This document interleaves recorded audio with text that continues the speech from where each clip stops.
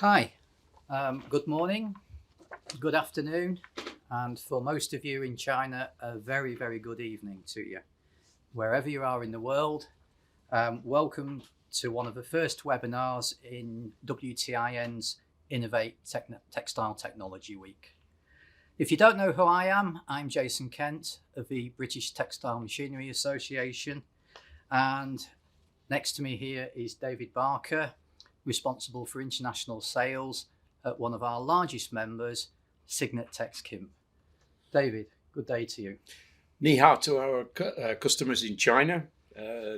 Nice to see you. I've spent many a good time traveling around China, and I haven't been there for a few years, and I must admit I'm missing it. Yeah, I think we're all missing it. We all desperately want to get back and do business there. Absolutely. David, just give us a little bit of a background on Signet Texkim, because it's not all about composites, which they're quite well known for. Yeah. Well, Signet Texkim started 40 years ago manufacturing creels for a wide range of products. We soon tended to specialise in unrolling creels because the over-end creels were predominantly manufactured by a local company or the engineer. Our biggest competitor was always the engineer in the factory, because engineers, they love to be creative. So we tended to specialise predominantly in how to get difficult yarns off a package and feed it into the process. We manufacture creels for 5 kilo bobbins up to 500 kilo bobbins, and we have only last week received a 1 ton package of yarn which we have to unroll. That's a nice challenge. So yeah, you've gathered that the title of the webinar is it's all about the fibre, the formation to dispatch of the fibre. And I've chosen this subject because it resonates with me in my previous career in carpet tufting machinery. And a lot of times when you were setting a new installation of a tufting machine up, it was really about going back to basics. And you often found that if there was a creel already existing there and it wasn't maintained very well or designed in a good way, it could actually totally decimate the productivity of a brand new piece of capital equipment. And sometimes customers was in denial or just not aware how critical a creel design and setup is, and often the blame goes to the machine itself. So I think it's an interesting subject. A lot of people think it could be quite a boring subject, but we're going to try and make it very exciting in the next few minutes for you. So there's been some big advances and step changes in creel design. Do you want to just elaborate on that, David? Yeah. Well, you're absolutely right, Jason.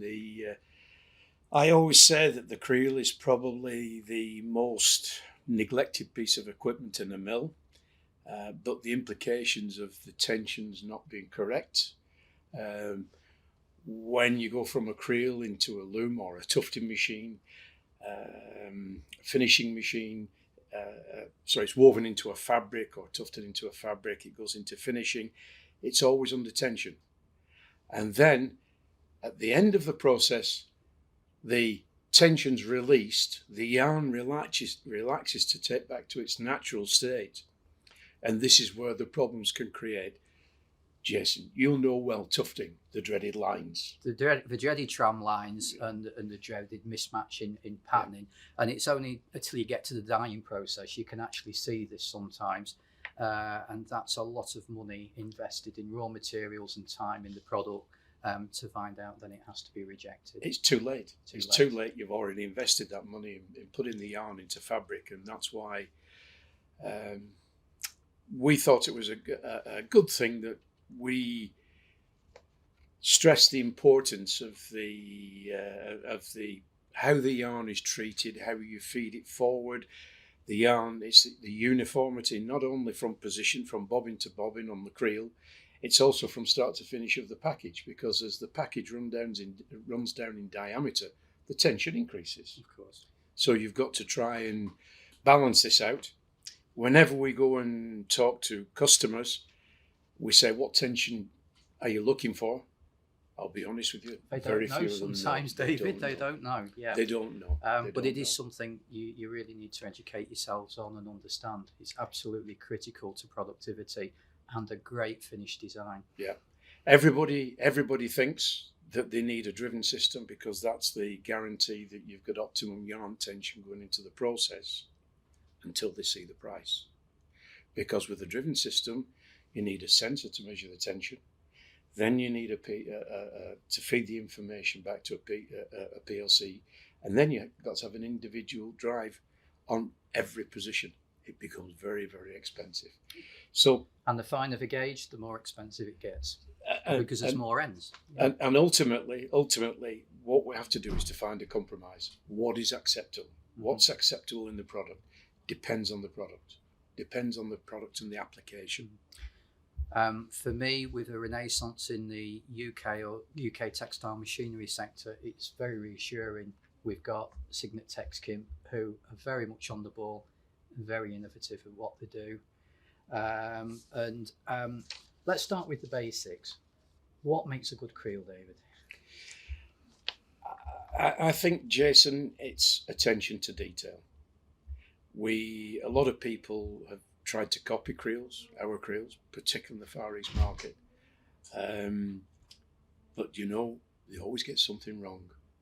It's easy to copy from the outside. It's more difficult to copy what's on the inside. And I think if you get it right with one end, you've got to get it right with every other end in the creel. Absolutely. That's a critical thing. Absolutely, because you go into a loom and you might have, for example, in tire cord, 1,800 positions. And if you get the tensions wrong, the weft on tire cord is only maybe one pick per centimetre. If you get the tension wrong, the weft is then distorted. And this, of course, affects the downstream process of when they're cutting the fabric to actually put it into a tire. Yeah. Just one example. Okay. And I guess with factory layouts today, you have to work around the physical constraints of the building. And yarn contact points for me was always an issue in tufting. You wanted to take the most direct route from the creel to the tufting machine, and the building didn't allow it. So there's some challenges there as well. Well, it's always the case. The contact points on the creel, we always ensure that they're optimized to suit the fiber that we're processing. Particularly with carbon fiber, I almost say that if you look at it wrong, you can break it. You generate FOD, you generate dust. So the contact points within the creel, we keep them to a minimum. We try and even out the angles as best we can. Of course, when you're trying to put a couple of thousand positions into a weaving creel, you're going to have differences. You're going to have them. But we try and minimize them, but also optimize them that they don't damage the fiber going into the process. And another frustration for me was yarn entanglement. Yes. When the yarn guys was too close together, and you had a non-compliant yarn. What are you doing to try and address that? It's the uniformity on the creel. You've just got to make sure that every position, the creels that we produce are done on CNC machines. Of course, what a lot of people don't appreciate with a creel is that if you get one position wrong and you've got to rectify it, you've got to rectify a couple of thousand positions on a creel. So it can become a very expensive exercise if you get it wrong. So consistency of manufacture. Absolutely. CNC. Absolutely. It's key. It's key. Repetition. Yeah. It's key. Throughout the creel. It's key. Get it right in the first place. Get it right in the first place. Yeah. So, that's quite a frustration when there are a lot of used creels out there and a reluctance to renew your creel when you renew your capital machinery. I always say to customers, look, it surprises me if the customer invests $1 million in the piece of equipment downstream. What you tend to find is a lot of the engineering companies, very good engineering companies that make good machines, if they sell a line for $1 million, they'll put $999,000 into that bit of equipment, and then they say, we need a creel, and they'll come up with a design which is cheap. But it doesn't matter if you spent $5 million on that piece of equipment downstream. If the creel's not right, it won't fix it. I agree. And textile machinery is getting faster and more efficient. And of course, a good creel running well is very important. But as a result of that, yarn packages, in my experience, need changing more often, and they're getting heavier and larger. And I think the human aspect is becoming quite limiting now on just keeping the creels stocked, you know. So you talked a little bit about automation earlier, particularly on the carbon fibre side of things. What typical size packages are you seeing now as mainstream? For the PAN, which is a polyacrylonitrile, this is the start of carbon fibre. The packages, when carbon fibre was first invented, if they could make a 5 kilo bobbin of yarn, they were doing cartwheels down the street. Of course, they've got the process which is standard for the weaving and tufting industry, a 5 kilo package. Yeah. But then, because the carbonising lines are running so slowly, the packages gradually grew in size. Typically now we're looking at 350 kg bobbins, so these would be approximately 900 millimetre stroke length, and again maybe 900 millimetres diameter. And it was because we were selling the plants around the world, we had to offer not only the creel but the handling equipment that would enable us to load the packages onto the creel. Because I guess the creel layout has had to change because of the handling equipment as well. Oh, absolutely. Because, you know, humans, we used to squeeze between the, you know, we used to call them the Christmas tree, the cone holders. And I'm seeing with a lot of handling equipment, it needs a little bit more space.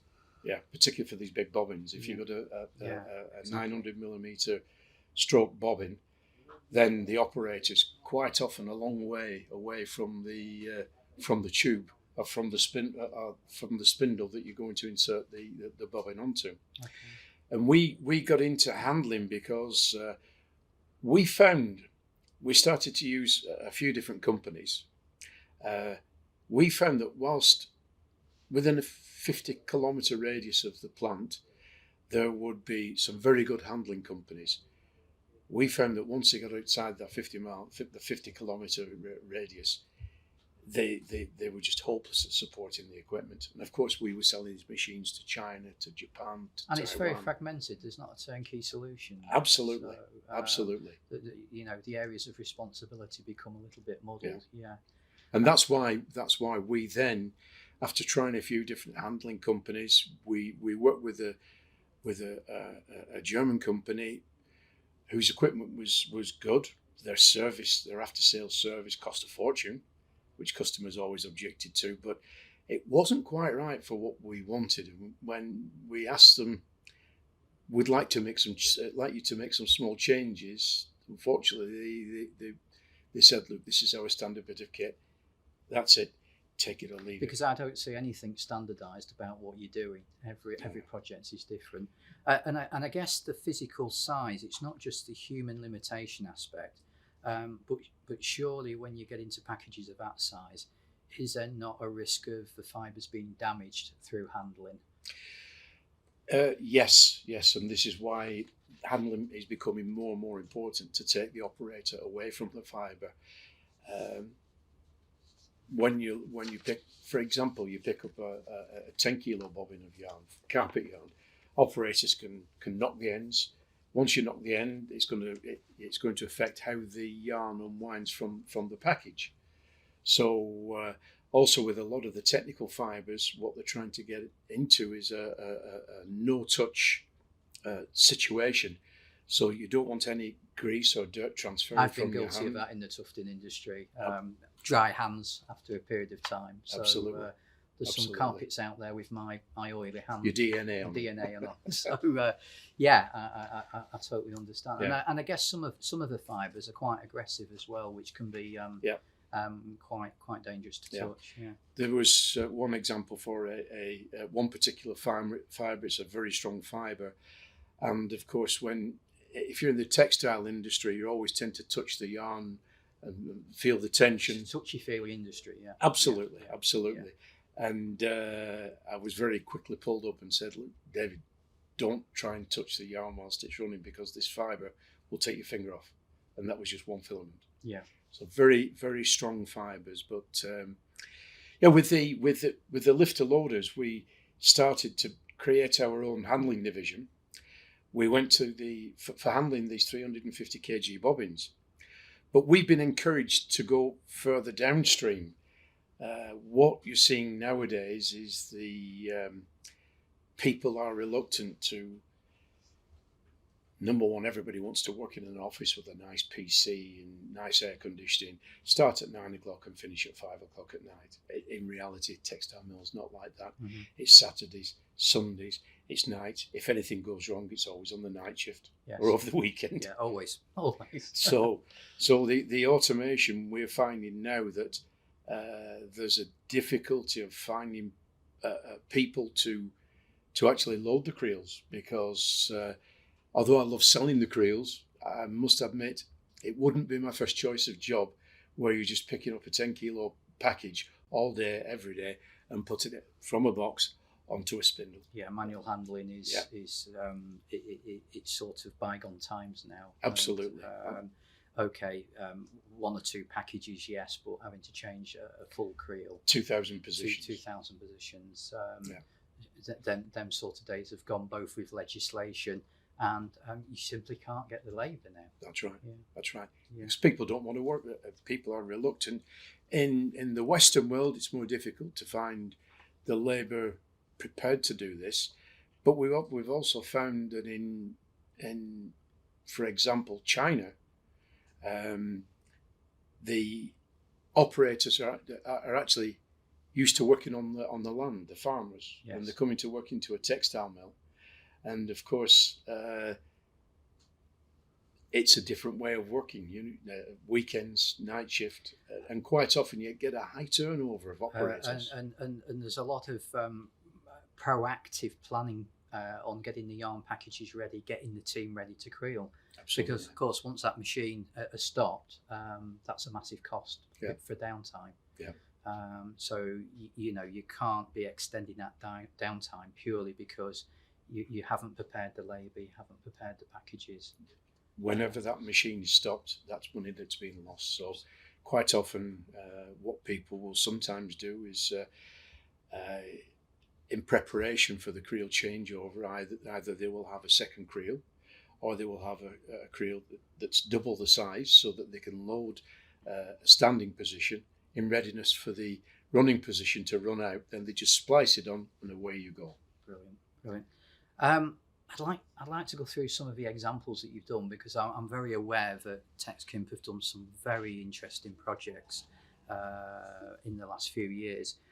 One of them was it was a particular installation for the automatic doffing of winders of a glass spinning line. That's right. And I think that was the first installation that you introduced me to, and it was sort of, wow, that's a departure from my concept of what a creel was. Yeah.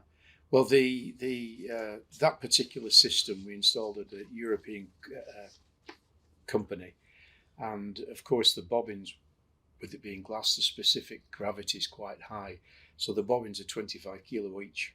Yeah, so it's like lifting a bar of gold, really, isn't it? It belies its size. Yeah. And one winder will hold 3 of those bobbins. Hmm. So what we designed was a robot cell which runs up and down the spinning line.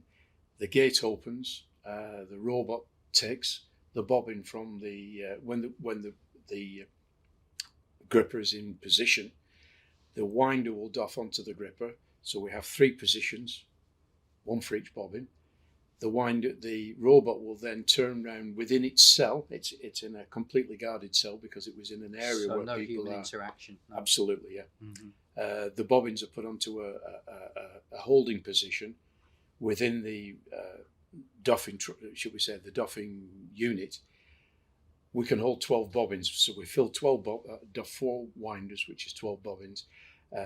Hold the position, hold the bobbins within the cell. After we've got that, we will then turn the We will then duff the bobbins from the cell and put them onto a trolley. So that was an interesting, very interesting project that we did. Yeah, and a very interesting material you're working with. Very interesting fibre. Yeah. Yeah. And you've done a trolley loading creel to a customer in the Far East also. Yes. Can you yes. tell us a little bit about that? Yes. Certainly for our Chinese viewers. Yeah. This was for a tyre cord customer. The factory was on a multi-floor factory, the typical British textile factory. Yes. You had the cablers on the ground floor, and then the weaving was the cabling was on the first floor, as some people call it, which is the ground floor. And then the looms were actually on the second floor. So we introduced a system there by the bobbins are. Well, we actually did two systems for that particular customer. We put an RFID. They wanted to track the fibre as it goes through the factory. So what we did, we inserted an RFID tag within the tube. When the operator loads the cabler, he reads the tag, reads the position, which then gives you the data, the merge, the yarn count, the day, the date, the machine number, the side, a lot of information there. Brilliant. After the cabling, the bobbins were then loaded onto a pallet, put into storage for conditioning. After it's been conditioned for maybe a day or two, it's then taken to a robot loading cell. So you put the pallet in, and the robot loading cell will then have a suction unit to remove the separator boards, and then it's also got a bobbin gripper, which grips on the inside of the tube. We do not touch the outside of we don't touch the yarn. Mm-hmm. And as it loads, it picks the bobbin off the pallet, dips through an RFID tag reader, so it knows the bobbin. So there's no human error of forgetting to read the tag, which is a common problem. Absolutely not. Some mills. Yeah. So the system will actually know which position on the creel that bobbin has been loaded onto, which gives the tyre manufacturer the comfort of not getting full traceability. That's fantastic. Excellent. And you've started doing some projects with AGVs now. Oh yes, moving around factories. This was. I think you did a cable doffing solution. We first introduced this at ITMA in Barcelona, and it created a lot of interest. There's these robots actually driving around unmanned around plants now. Yeah, we've done a big installation in the US where the fibre is brought in during the day and put onto a storage system. And that fits in with shift work with transportation, I guess. Absolutely, absolutely. So it's brought in during the day, put into storage, and then during the evening, when the lights are out, the AGVs will then go and pick a pallet up, or should I say, the pallet knows which cabler to deliver the machine to, the AGV can deliver the yarn to. It will deliver the pallet of yarn to the control end of the machine, ready to be doffed or loaded onto the cabler during the day. On the other side, at the exit side of the cabling machine, we had 23 cablers, and we've got 4 robots which will automatically unload the cabling machine. It first puts we take a picture of the tube, so that we know where the centre of the tube is. Some bobbins may differ in size, so we take a picture, we know where the centre of the tube is. So you're doing image recognition? Absolutely. Yeah. Okay. Absolutely. And also colour recognition of the tube, so that we can then record the merge. Wow. We know which merge of yarn is on which tube. So you've got total batch control. Absolutely. And then after, when we pick the bobbins up, we put them on a temporary storage position adjacent to the robot. This is to keep, so we can keep the takt time down.